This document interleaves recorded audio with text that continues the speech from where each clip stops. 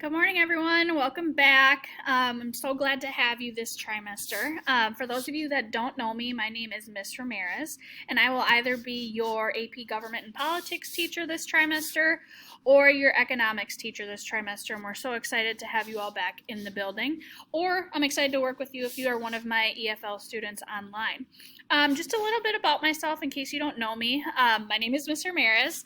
This is my 7th year teaching at Spring Lake Park.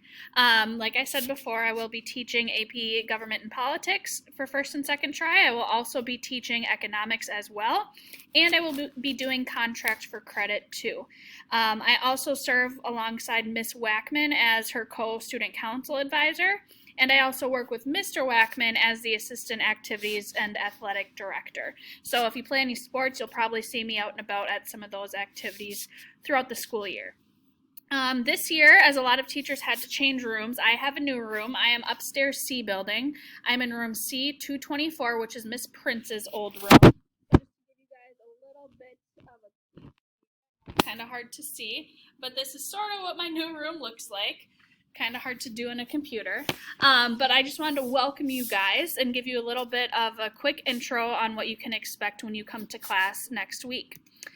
So coming into class, as always, you guys know the drill by now, hopefully. Just make sure your iPad is charged and ready to go. We will be using your iPads every single day in class, so just make sure that's ready to go each morning.